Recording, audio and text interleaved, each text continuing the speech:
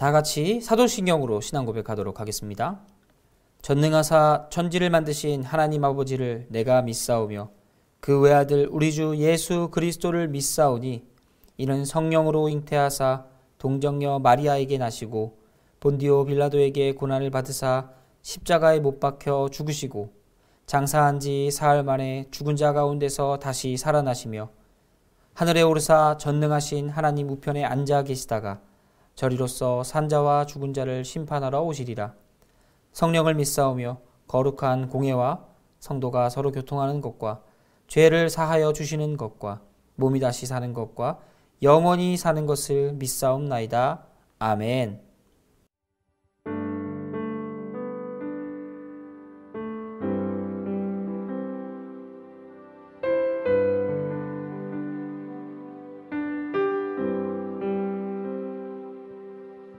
이 땅 위에 오신 하나님의 본체 십자가에 달리사 우리 죄 사하셨네. 하나님이 그를 지극히 높여 모든 이름 위에 뛰어난 이름을 주사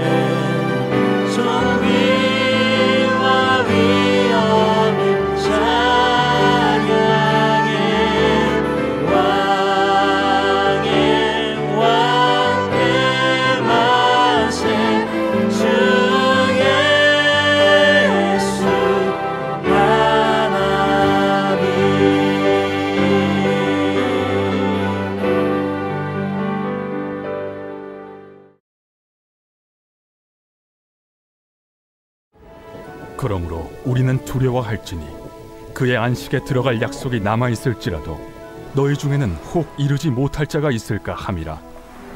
그들과 같이 우리도 복음 전함을 받은 자이나 들은 바 그 말씀이 그들에게 유익하지 못한 것은 듣는 자가 믿음과 결부시키지 아니함이라. 이미 믿는 우리들은 저 안식에 들어가는도다. 그가 말씀하신 바와 같으니 내가 노하여 맹세한 바와 같이 그들이 내 안식에 들어오지 못하리라 하셨다. 하였으나 세상을 창조할 때부터 그 일이 이루어졌느니라. 제7일에 관하여는 어딘가에 이렇게 일렀으되 하나님은 제7일에 그의 모든 일을 쉬셨다 하였으며 또다시 거기에 그들이 내 안식에 들어오지 못하리라 하였으니 그러면 거기에 들어갈 자들이 남아있거니와 복음 전함을 먼저 받은 자들은 순종하지 아니함으로 말미암아 들어가지 못하였으므로 오랜 후에 다윗의 글에 다시 어느 날을 정하여 오늘이라고 미리 이같이 일렀으되 오늘 너희가 그의 음성을 듣거든 너의 마음을 완고하게 하지 말라 하였나니 만일 여호수아가 그들에게 안식을 주었더라면 그 후에 다른 날을 말씀하지 아니하셨으리라. 그런즉 안식할 때가 하나님의 백성에게 남아있도다. 이미 그의 안식에 들어간 자는 하나님이 자기의 일을 쉬심과 같이 그도 자기의 일을 쉬느니라. 그러므로 우리가 저 안식에 들어가기를 힘쓸지니 이는 누구든지 저 순종하지 아니하는 본에 빠지지 않게 하려 함이라.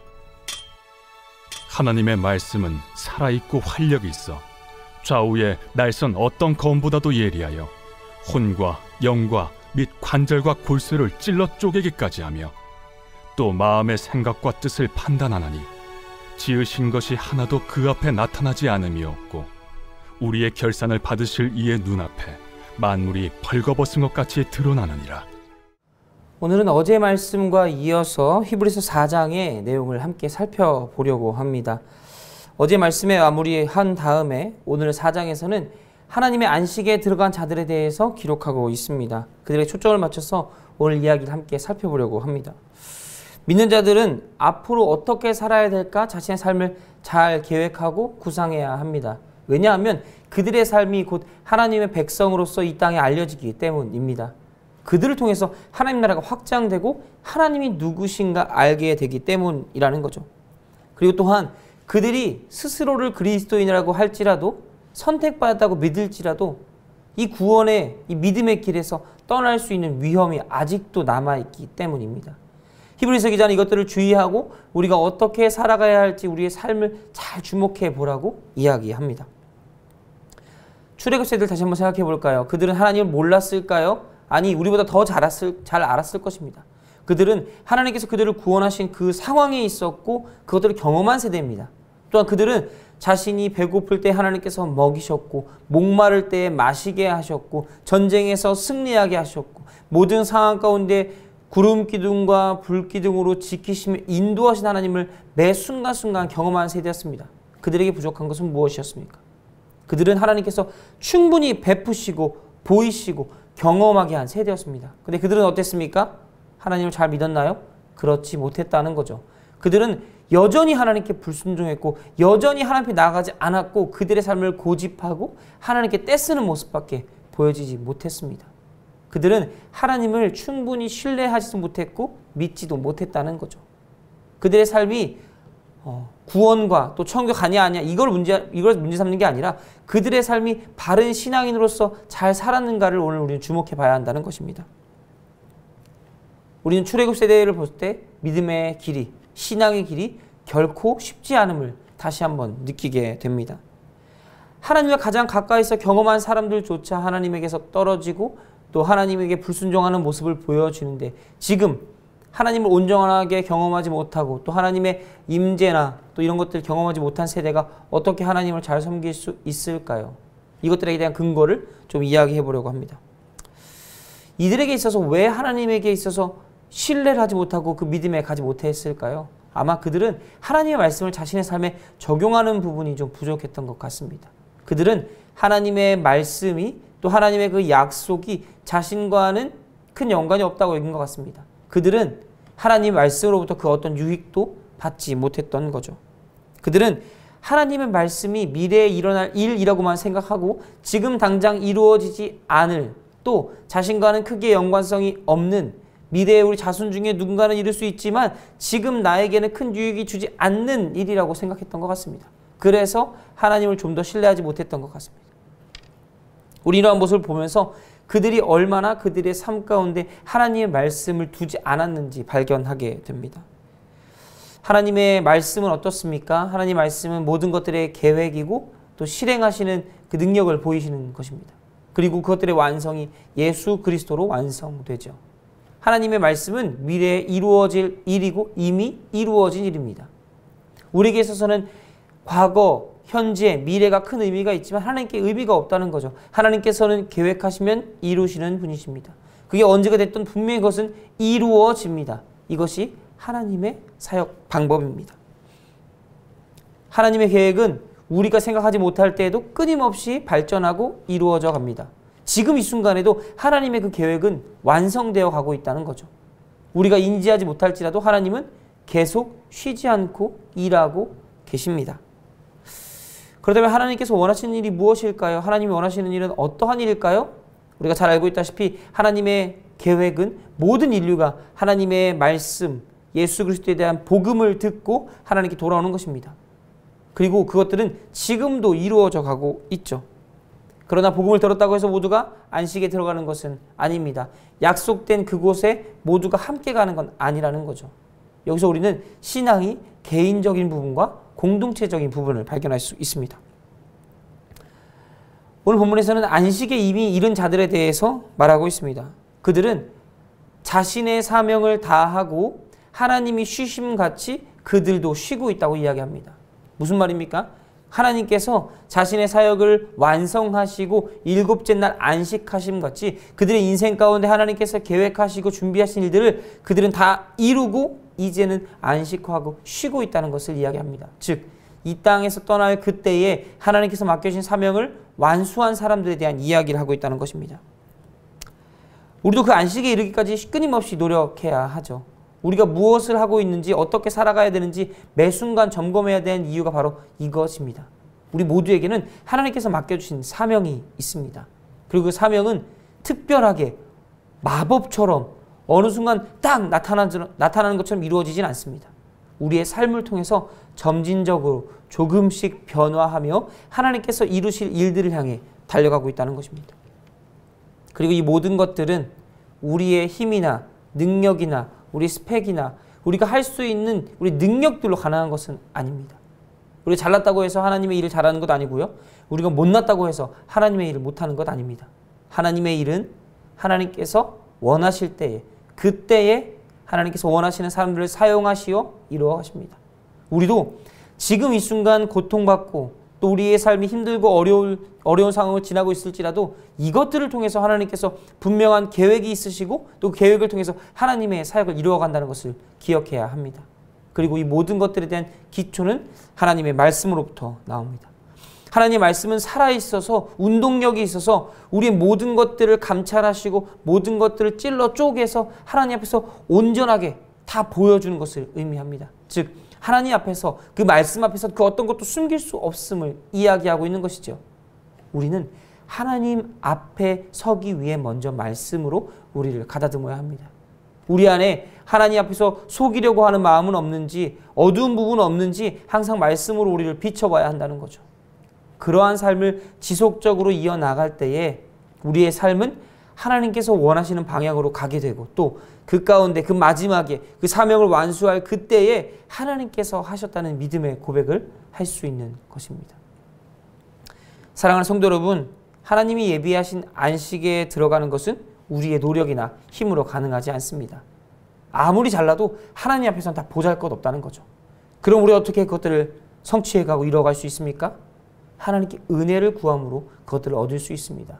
하나님께서 우리에게 은혜를 주심으로 그것들을 얻을 수 있고요. 하나님 말씀에 의지함으로 그것들을 향해 달려갈 힘을 얻게 됩니다. 또 하나님 앞에 바로 서기 위해서 그 모든 것들로 우리를 비춰보고 말씀 안에서 말씀이 우리를 살아있게 만들면서 살아갈 수 있다는 거죠. 지금 우리가 사는 이 세상은 하나님이 예비하신 안식에 가기 위한 연습터입니다. 지금 우리는 부지런히 살아가야 합니다. 하나님께 주신 삶을 충분히 많이 누려야 합니다. 하나님께서 주신 이 삶을 최선을 다해 살아가야 합니다. 그리할 때에 하나님께서 우리를 사용하시고 하나님의 영광을 드러내시며 마지막 때에 하나님이 예비하신 안식에 들어가 참 평안을 누리고 하나님 안에서 진정한 쉼을 누리게 될 것입니다. 오늘 하루도 여기가 끝이 아니라 그리스도인이 됨으로 완성되는 것이 아니라 여전히 이 땅을 살아가며 하나님께서 우리에게 원하시는 일이 무엇일까 고민하시고 또 그 고민 가운데 말씀으로 우리 가운데 함께 하시는 하나님을 의지하며 살아가는 모든 성도님들 되시길 간절히 소원합니다.